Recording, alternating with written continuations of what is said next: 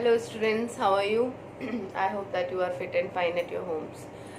Today in this video we will discuss about our remaining topic which is functional groups.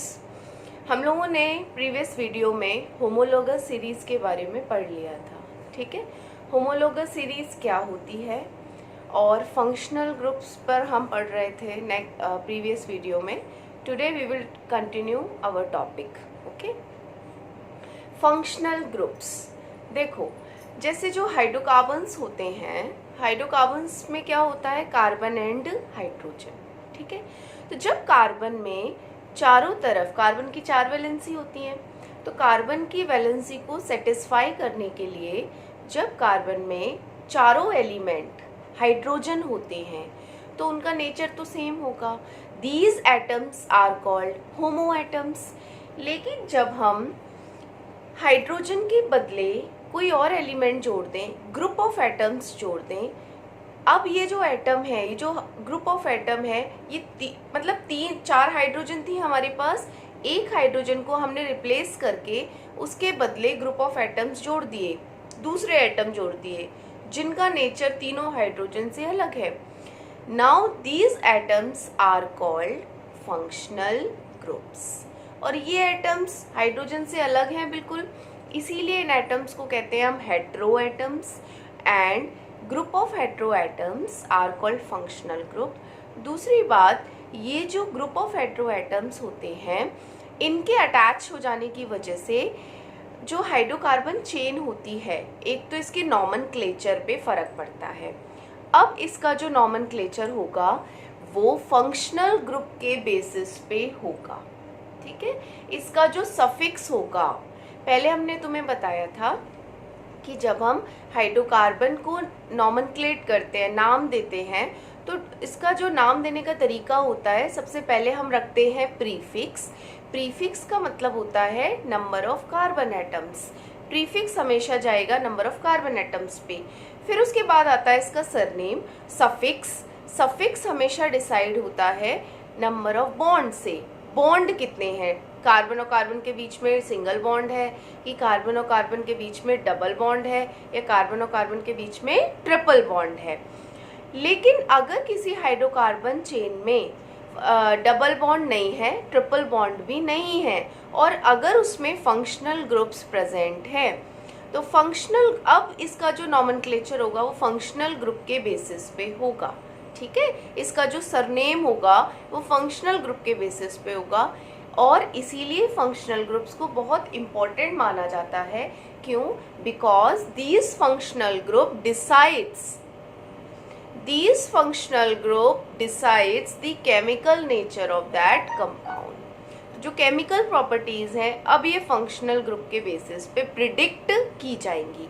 या हम ये कह सकते हैं कि ये अपनी केमिकल प्रॉपर्टी, देखो इसने अपना सरनेम जोड़ दिया तो कितना इम्पोर्टेंट हुआ, ये अपनी प्रॉपर्टीज उस हाइड्रोकार्बन चेन में ऐड कर देता है, ठीक है. दूसरी बात, हमने प्रीवियस वीडियो में ये भी बता दी था कि जो फंक्शनल ग्रुप्स होते हैं वो 2 टाइप के होते हैं, terminal functional groups and non terminal functional groups. अच्छा, इन सारे फंक्शनल ग्रुप्स की ना एक वैलेंसी फ्री रहती है ताकि ये किसी के साथ अटैच हो जाएं. और इसको दिखाने के लिए हम आगे डैश लगाते हैं. देखो इसमें लगाया भी है, ये रहा. ओके, तो this dash shows that this functional group is going to be attached. Okay, now जो मैंने बताया, फंक्शनल ग्रुप्स जो होते हैं वो 2 टाइप के होते हैं. कुछ फंक्शनल ग्रुप जो हाइड्रोकार्बन लीनियर अरेंजमेंट है ना, मैंने तुम्हें बताया था हाइड्रोकार्बन्स में कार्बन कार्बन को हम कैसे अरेंज कर सकते हैं, लीनियरली, सिंगल चेन में, ठीक है. तो हमारी सिंगल चेन जा रही है कार्बन कार्बन कार्बन. और अगर हम इन कुछ फंक्शनल ग्रुप्स को किनारे पे जोड़ दें, these functional groups are called terminal functional groups. और हमारे सिलेबस में एक फंक्शनल ग्रुप है जो नॉन टर्मिनल है, जो बीच में लगाया जाता है, ठीक है. तो जो टर्मिनल फंक्शनल ग्रुप्स होते हैं वो फंक्शनल ग्रुप्स होते हैं जो बिल्कुल टर्मिनल पे लगाए जाते हैं, ठीक है, किनारे पे लगाए जाते हैं. और non terminal functional groups are those functional group which are not attached in the terminal, which are attached in between two carbon atoms. ठीक है, नॉन टर्मिनल कार्बन एटम्स दो कार्बन एटम्स के बीच में लगाया जाता है. ठीक है, नाउ स्टार्ट करते हैं हम. पहला हमारा फंक्शनल ग्रुप है एल्कोहल फंक्शनल ग्रुप. ठीक है, एल्कोहल फंक्शनल ग्रुप को हम सिंबल देते हैं OH, और इसके लग जाने की वजह से, इसके जुड़ जाने की वजह से हाइड्रोकार्बन का जो नॉमेनक्लेचर होता है उसमें सफिक्स ऑल जुड़ जाता है. ठीक है, और अगर हम इसको रिप्रेजेंट करना चाहें तो जैसे ये जो R लिखा मैंने, ROH, OH देखो किनारे पे जुड़ा है, और R किसको डिनोट करता है? R बताता है हमारा कि देखो अगर हमारे पास सैचुरेटेड हाइड्रोकार्बन है CH4, अगर मैं इसमें OH जोड़ना चाहती हूँ तो मुझे एक हाइड्रोजन हटानी पड़ेगी, क्योंकि 5 वैलेंसी तो हो नहीं सकती. तो CH3OH, तो मैंने यहाँ पर क्या किया, CH3 के साथ क्या जोड़ दिया, OH. ओके, तो यहाँ पर जो CH3 है ये कहलाता है एल्काइल ग्रुप. जब भी हम सैचुरेटेड हाइड्रोकार्बन में से एक हाइड्रोजन हटा देते हैं तो वो बन जाता है एल्काइल ग्रुप, और नाम का जो सरनेम होता है वो आइल जुड़ जाता है. जैसे अगर एक कार्बन है तो मिथाइल, 2 कार्बन है तो इथाइल. ठीक है, तो ऐसे ही अगर मैंने यहाँ से CH4 में से एल्कोहल ग्रुप जोड़ दिया, एक वैलेंसी जोड़ दी, तो मुझे एक हाइड्रोजन तो हटानी ही पड़ेगी, और ये क्या कहलाएगा, एल्काइल. नॉर्मल नाम है एल्काइल ग्रुप, और अगर हम इसका अच्छे से नाम दें तो एक कार्बन है तो मिथाइल ग्रुप. ठीक है, ओके. तो इसमें हमने ये जो एल्काइल ग्रुप्स होते हैं ना, इसको जनरली, एल्काइल ग्रुप्स को जनरली R से डिनोट किया जाता है. एल्काइल ग्रुप कह लो या कितने भी कार्बन एटम्स कह लो, ये किससे डिनोट किए जाते हैं, R से. ठीक है, ROH हमें ये बता रहा है कि R कार्बन चेन है और OH हमारा फंक्शनल ग्रुप है. ठीक है, और अगर मैंने जैसे प्रीवियस वीडियो में बताया था कि अगर मुझे सीरीज बनानी है, अगर फैमिली मेंबर्स बनाने हैं, तो एक जनरल फॉर्मूला मुझे फॉलो करना पड़ेगा. अगर मैं सिंगल बॉन्ड वालों की होमोलोगस सीरीज बनाना चाहती हूँ तो सिंगल बॉन्ड वालों की जनरल फॉर्मूला होता है CnH2n+2, तो इसमें n बराबर 1 2 3 रख के मैं इनकी सीरीज बना सकती हूँ. ऐसे ही अगर मुझे एल्कोहल की भी फैमिली बनानी है तो मैं ये जनरल फॉर्मूला फॉलो कर लूंगी. CnH2n+, ये सब में कॉमन है सारे फंक्शनल ग्रुप में, CnH2n+1 OH, CHO, COH, और ये कीटोन ग्रुप. ठीक है, तो एक बार सारे फंक्शनल ग्रुप देख लेते हैं क्या है. एल्कोहल एक टर्मिनल फंक्शनल ग्रुप है जिसको हम OH सिंबल से शो करते हैं. इसके लग जाने की वजह से नाम में ऑल जुड़ जाता है. दूसरा टर्मिनल फंक्शनल ग्रुप है एल्डिहाइड, और एल्डिहाइड फंक्शनल ग्रुप का फॉर्मूला होता है CHO. तो किसी भी हाइड्रोकार्बन चेन में जब किनारे पर CHO जुड़ा होता है तो वो कहलाता है एल्डिहाइड ग्रुप, और इसके जुड़ जाने की वजह से नाम के एंड में अल, देखो एल्डिहाइड नाम की स्टार्टिंग AL से हो रही है, तो इसके जुड़ जाने की वजह से नाम का एंड में अल जुड़ जाएगा. ठीक है, दूसरा है हमारा एसिड ग्रुप, इसको बोलते हैं कार्बोक्सिलिक एसिड ग्रुप, और उसका फॉर्मूला क्या होता है, COOH. जब भी हाइड्रोकार्बन, ये किनारे वाले फंक्शनल ग्रुप है टर्मिनल. ठीक है, तो जब भी किनारे पर COOH ग्रुप जुड़ता है तो नाम के एंड में ओइक एसिड जुड़ जाता है. Got it. और अब हमारा नॉन टर्मिनल फंक्शनल ग्रुप आता है जो कि सिलेबस में एक ही है, CO. नॉन टर्मिनल है इसलिए हम ये कहेंगे कि बीच में जुड़ता है और दोनों तरफ 2 कार्बन एटम होने चाहिए, 2 कार्बन एटम, उसके बीच में फंक्शनल ग्रुप.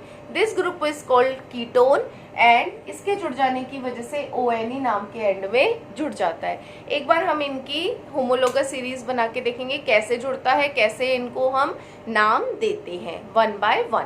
तो सबसे पहले स्टार्ट करते हैं हम एल्कोहल का।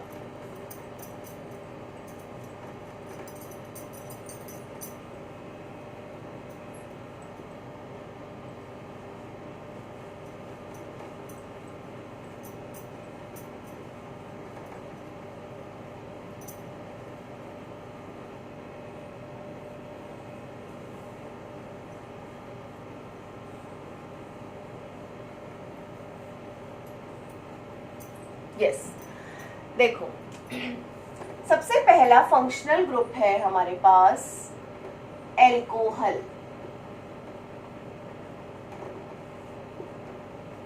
ठीक है, और इसका सिंबल होता है OH। इसका जनरल फॉर्मूला होता है CnH2n+1OH। इसके जुड़ जाने की वजह से नाम के एंड में ऑल जुड़ जाता है। अब दो मेंबर बनाने की कोशिश करते हैं। ठीक है, n बराबर हमने रखा 1। ठीक है, इसमें हम n बराबर 1 रख सकते हैं terminal functional group, terminal functional group में। क्यों? क्योंकि एक कार्बन से स्टार्ट हो सकता है ये तो, क्योंकि इसमें OH फंक्शनल ग्रुप है। ठीक है, इसलिए तो n बराबर 1 रखा, C1H2 × 1 + 1। तो इसको अब कंबाइन लिख लो, C2 × 1 2 + 3 CH3OH। तो हमारा कंपाउंड क्या बना? CH3OH। तो पहला मेंबर बनाने के लिए हम यहाँ पर कर क्या रहे हैं? हम यहाँ पर एल्कोहल सीरीज का मेंबर बना रहे हैं, या हम कहें होमोलोगस सीरीज बना रहे हैं। और होमोलोगस सीरीज में क्या सेम होता है? जनरल फॉर्मूला सेम होता है।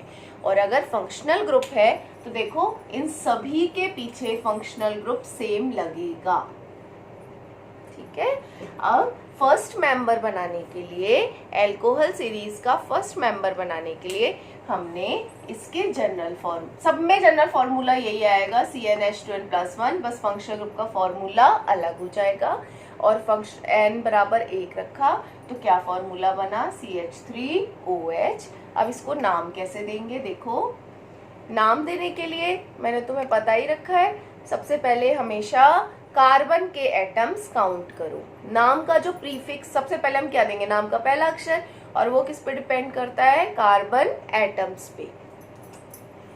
देखो एक कार्बन है तो सिंपल सी बात है, मेथ लग गया। ठीक है, एक कार्बन में हमेशा मेथ लगता है। अब हमने ये देखा कि इसमें तो फंक्शनल ग्रुप जुड़ा है एल्कोहल। कौन सा फंक्शनल ग्रुप है? एल्कोहल। और एल्कोहल फंक्शनल ग्रुप हो जाने की वजह से नाम का जो सफिक्स होता है वो उसमें ऑल जुड़ जाता है। तो इसका नाम क्या हो गया? मीथेनॉल। ऑल जोड़ दिया हमने, एल्कोहल ऑल मीथेनॉल। ठीक है, मीथेन पूरा ही लिखते हैं हम, बस ई नहीं लिखते। ठीक है, आप सेकेंड मेंबर n बराबर 2 रख देंगे, C2H2 × 2 + 1 OH। क्या फॉर्मूला बना? C2H5OH। कितने कार्बन है? 2। नाम का पहला क्या हो गया? इथेन, ई नहीं लगाया बस हमने, और ऑल जुड़ा है तो इथेनॉल। ठीक है, अच्छा इसको हम एक और नाम से बोल सकते हैं। हम जानते हैं कि सैचुरेटेड हाइड्रोकार्बन होता है आपका C2H6, इथेन। इथेन का फॉर्मूला यही तो होगा। कैसे निकल के आया? कितने कार्बन है? 2, और सिंगल बॉन्ड है। सिंगल बॉन्ड है इसका मतलब ये सैचुरेटेड है। सैचुरेटेड में क्या होता है? कार्बन से डबल हाइड्रोजन +2, तो C2H6। हमने इसमें से एक हाइड्रोजन हटा रखी है, इधर देखो, तो ये एल्काइल ग्रुप बना हुआ है, तो हम इसको इथाइल भी कह सकते हैं। क्या कह सकते हैं? इथेनॉल कह लो या इथाइल एल्कोहल कह लो, एक ही बात है। ठीक है, अब तुम ऐसे सीरीज बना सकते हो, n बराबर 3 रखा, 4 रखा और इनके नाम दे सकती हो। ठीक है, अब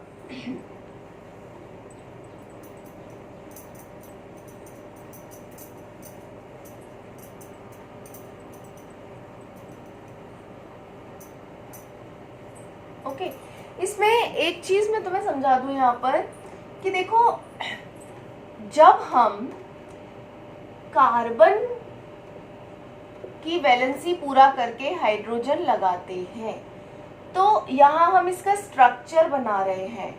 ठीक है, तो दिस इज कॉल्ड, ये देखो स्ट्रक्चर बनाया है यहाँ हमने, कार्बन कैसे अरेंज है, this is called structural formula, structure बना के दिखाया।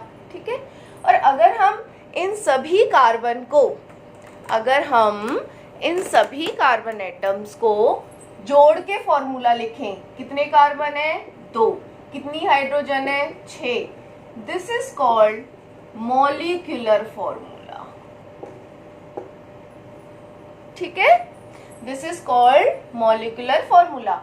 अगर मैं इसको ओपन करूं ना मॉलिक्यूलर फॉर्मूला को और इस तरीके से अरेंजमेंट दिखाऊं, this is called structural formula, and in सभी एटम्स को जोड़ के मैं इकट्ठे लिख दूं, this is called molecular formula. Got it? तो अगर मैं जैसे इसी में दिखाती हूं, मैं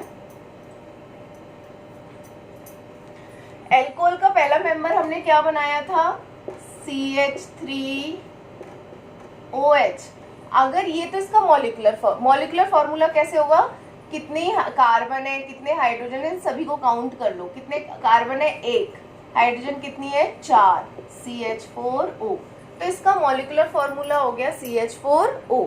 अगर मुझसे कोई कहे स्ट्रक्चर फॉर्मूला बताओ इसका, तो इसको हम ओपन करके लिखेंगे, कैसे बना होगा ये।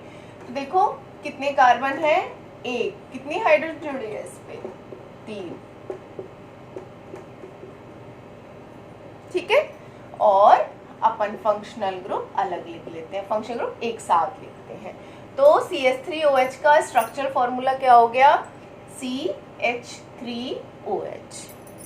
ठीक है, CH3OH। अगर हमारे पास दूसरा, ये पहला मेंबर था इसका, दूसरा मेंबर था C2H5OH, इसको भी ओपन करके कैसे लिखेंगे, कितने कार्बन है 2, तो सबसे पहले कार्बन कार्बन को जोड़ दो। ठीक है, और हम हमेशा इसकी फिर वैलेंसी पूरा करेंगे।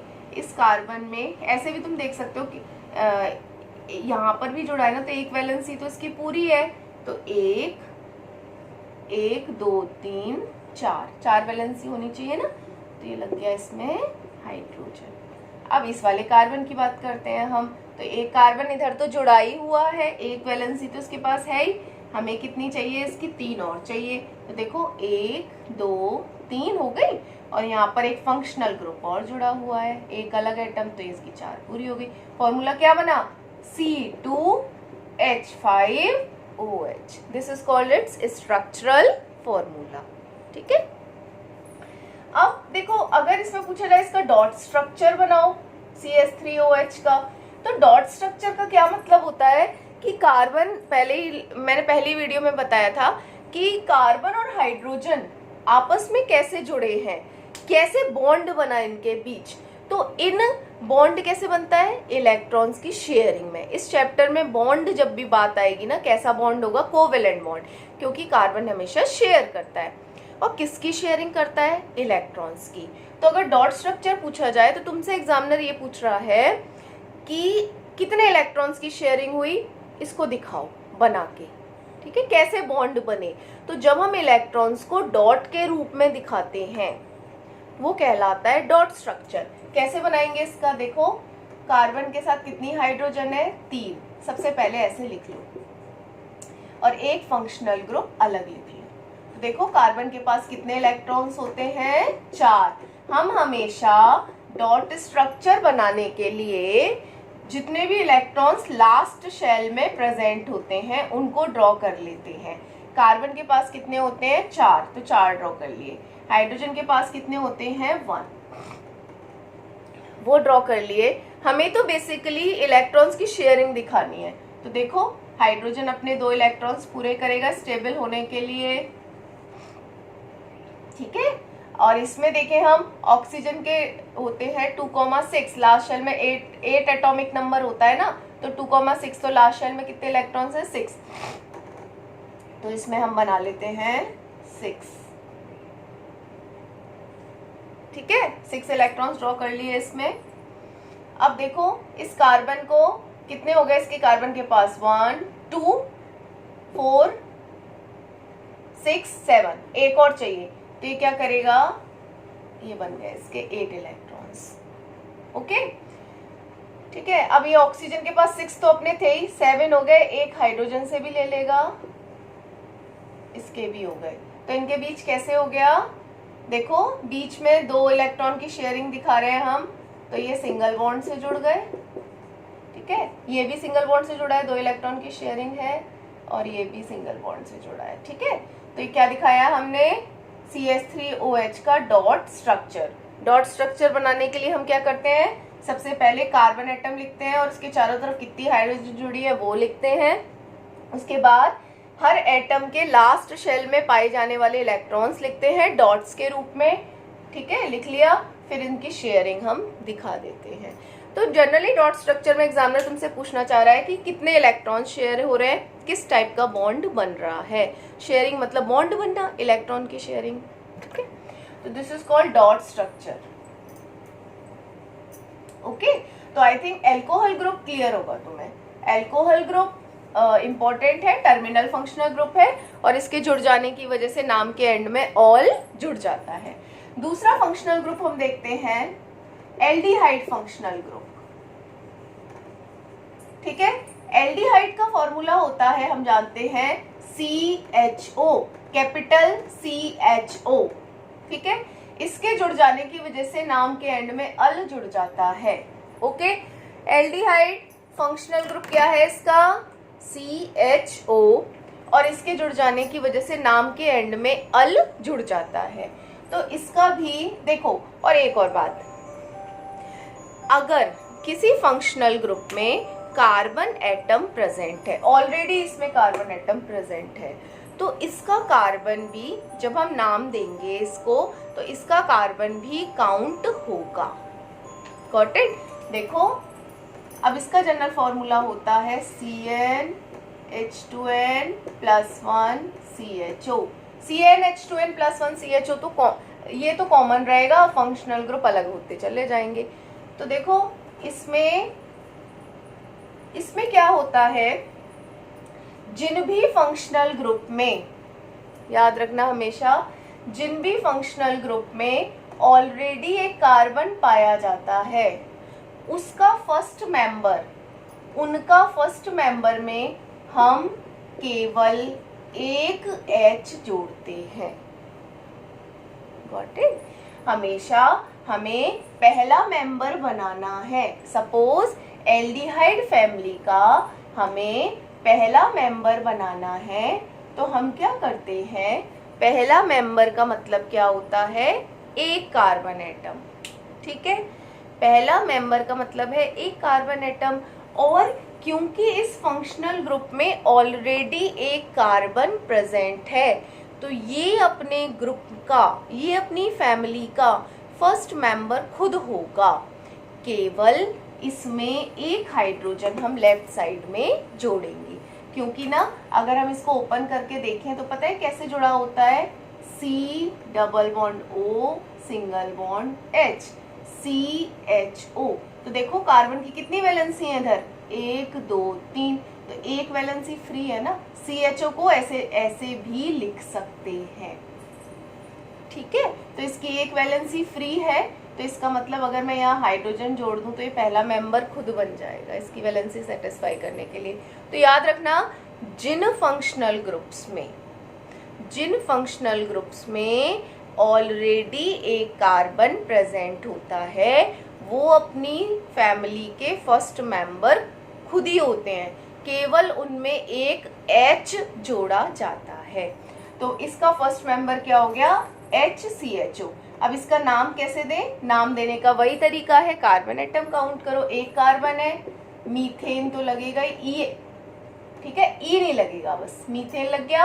अब हम अपन फंक्शनल ग्रुप देखेंगे, कौन सा है, एल्डिहाइड। एल्डिहाइड फंक्शनल ग्रुप के जुड़ जाने की वजह से नाम के एंड में क्या जुड़ता है, अल, तो क्या नाम हो गया, मीथेनल। ठीक है, अब दूसरा मेंबर बनाना है अगर हमें, तो देखो ऐसे भी बना सकते हैं अपन मेंबर। एक लाइन ड्रॉ करो, फंक्शनल ग्रुप तो सेम ही रहेंगे चाहे वो कौन सा भी मेंबर हो, CHO CHO CHO। अब हम बना रहे हैं second member.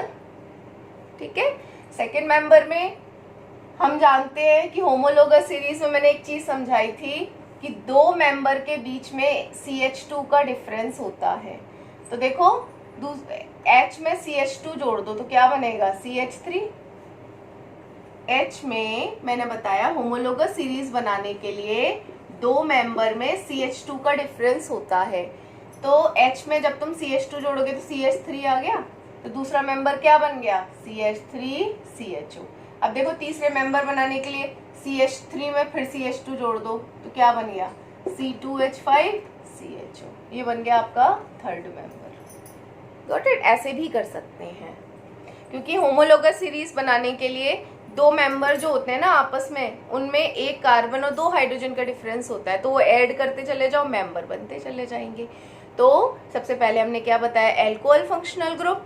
Alcohol functional group में OH होता है, ठीक है, और इसके जुड़ जाने की वजह से नाम के एंड में ऑल जुड़ता है। दूसरा बताया aldehyde functional group. Aldehyde functional group CHO होता है और इसके जुड़ जाने की वजह से अल जुड़ता है। क्योंकि ये फंक्शनल ग्रुप ऑलरेडी इसमें कार्बन प्रेजेंट होता है तो ये अपनी फैमिली मेंबर का फर्स्ट मेंबर खुद ही होता है, केवल हम एक H जोड़ देते हैं। अब देखो इसका नामकरण करें तो कार्बन काउंट करो, 2 और 1 3। इस क्योंकि फंक्शनल ग्रुप का भी कार्बन काउंट होता है तो नाम का प्रोपेन हो गया, ई नहीं लगाएंगे, अल, प्रोपेनल। ठीक है, इस तरह से नामकरण हम कर सकते हैं। अब तीसरा फंक्शनल ग्रुप है हमारा कार्बोक्सिलिक एसिड ग्रुप। ठीक है,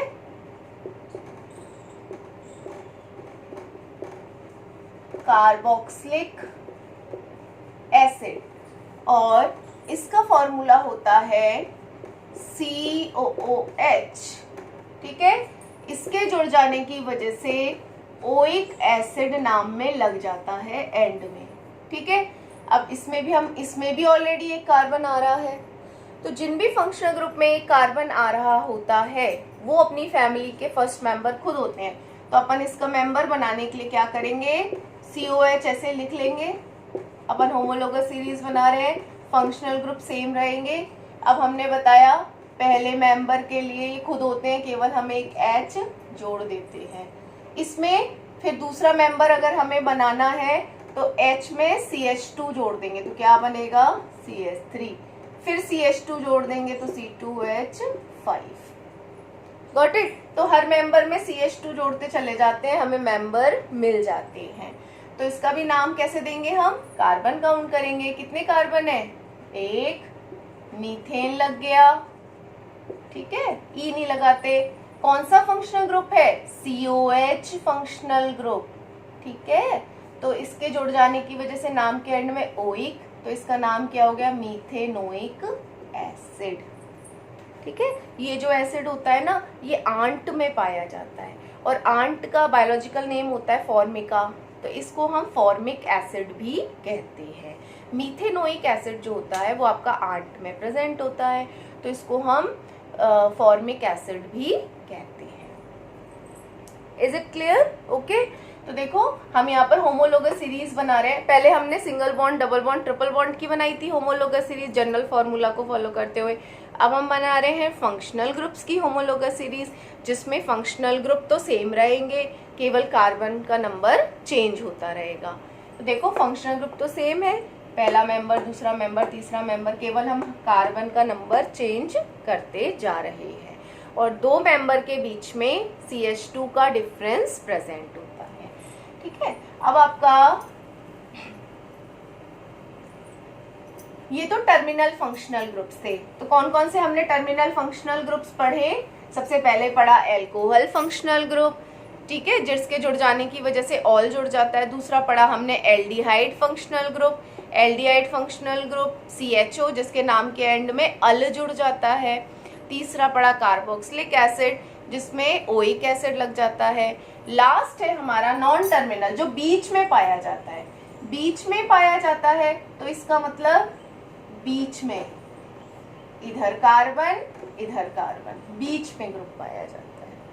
कितने भी कार्बन हो सकते हैं लेकिन ये हमेशा बीच में होना चाहिए दो कार्बन की। This is called ketone group. CO group is called ketone group. और जो CO होता है इसमें C और ऑक्सीजन के बीच में डबल बॉन्ड होता है, ऐसे, ठीक है। जैसा कि मैंने बताया था तुम्हें कि एल्कोहल को तो ऐसे ही लिखते हैं, ठीक है। एल्डिहाइड को हम ऐसे भी लिख सकते हैं, C डबल बॉन्ड O और H, ठीक है। कार्बन और ऑक्सीजन के बीच हमेशा डबल बॉन्ड होता है, ठीक है। तो इस CHO ग्रुप को हम दूसरे तरीके से कैसे लिख सकते हैं, ये तो लाइन खाली ही रहेगी क्योंकि अटैच होगा। C इसको ओपन करके कैसे लिख सकते हैं, C और O के बीच में डबल बॉन्ड और H के बीच में सिंगल बॉन्ड। ऐसे ही जो हमारा एसिड ग्रुप था ना उसको ऐसे लिखते हैं इकट्ठा करके COH, इसको ओपन करके कैसे लिख सकते हैं, C और O के बीच में double bond single bond OH। This is not alcohol group, ठीक है, ये इसी का पार्ट है, ऐसे मत सोचना ये अल्कोहल ग्रुप है। COOH, this is called carboxylic acid group. तो ऐसे ही कीटोन जो ग्रुप है वैसे तो लिखा जाता है इकट्ठा करके CO, लेकिन इसको ओपन करेंगे तो C डबल बॉन्ड O। तो देखो इसका भी फैमिली मेंबर कैसे बनाते हैं। अब इसमें ना एक प्रॉब्लम है इस वाले कीटोन फंक्शनल ग्रुप में, क्या किया इसका मतलब ये हुआ कि जब ये बीच का फंक्शनल ग्रुप है तो इसका मतलब इसमें जो पहला मेंबर होगा वो 3 कार्बन से स्टार्ट होगा, सही है कि नहीं। खुद ही इसमें एक कार्बन प्रेजेंट है और ये बीच में जोड़ा जाएगा, बीच में जोड़ा जाएगा इसका मतलब दोनों साइड कार्बन कार्बन होंगे। तो फर्स्ट मेंबर हमेशा कितने कार्बन से स्टार्ट होगा, 3 से। तो जो कीटोन ग्रुप होता है उसमें फर्स्ट मेंबर हमेशा 3 कार्बन से स्टार्ट होता है। इसकी फैमिली कैसे बनाते हैं कि हम CO तो कॉमन लिख लेते हैं, इधर कार्बन इधर कार्बन, ठीक है, ओके। तो ये तो हो ही गया, यहाँ पर हाइड्रोजन लगा दो, यहाँ पर भी हाइड्रोजन लगा दो, ठीक है। अब क्या करो, इसमें इसको कॉमन रख लो, ये तो कॉमन ही रहेगा C और यहाँ पर जोड़ते चले जाओ। यहाँ था आपका CH3, ठीक है, क्योंकि हाइड्रोजन की 3 वैलेंसी पूरी होंगी। CH3 में 2 और जोड़ दो तो C2H5 CO CH3। एक बार फिर से देखो, इसकी फैमिली हमें तैयार करनी है C CO C, ये फर्स्ट मेंबर खुद हुआ। इसमें अगर हम हाइड्रोजन फिल करेंगे तो वैलेंसी पूरा करेंगे कार्बन की 1 2 3 4, ठीक है, इसकी भी पूरी करेंगे।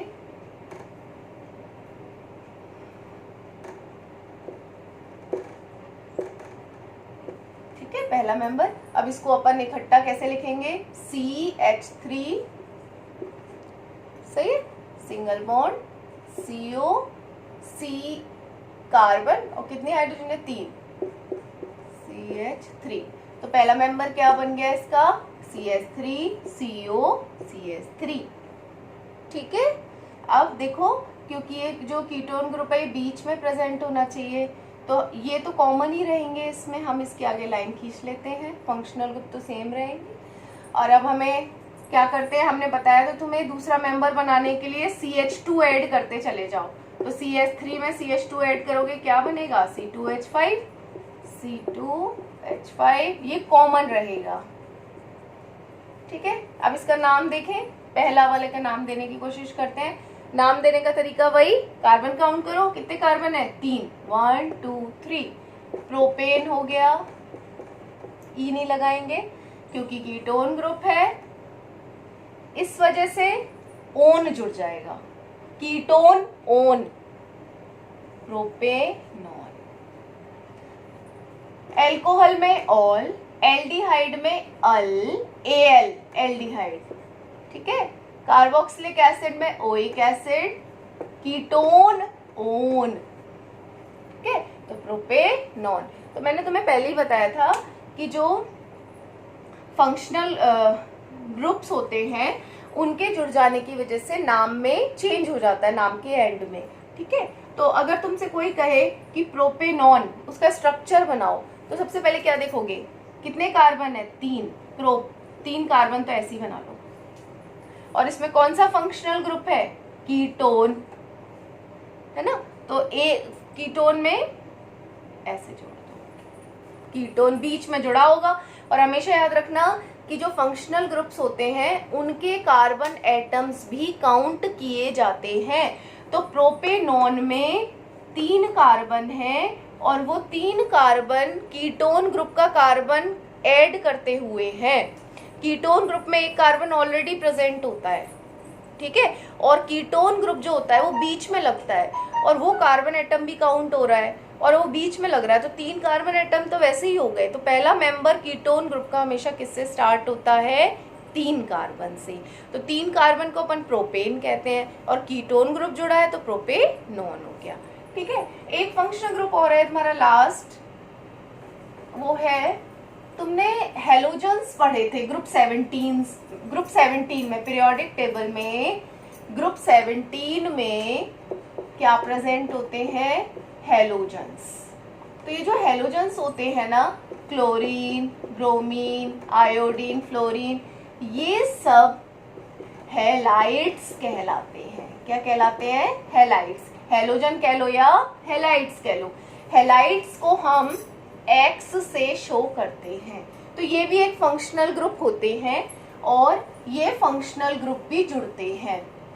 जैसे एक कार्बन है CH4 में, अगर मुझे क्लोरीन जोड़ना है तो मुझे एक हाइड्रोजन हटानी पड़ेगी, क्योंकि अच्छा ये कार्बन नहीं है, क्लोरीन का ये सिंबल ही है। तो CH3Cl, ये हैलाइड जुड़ गया इसमें, ठीक है।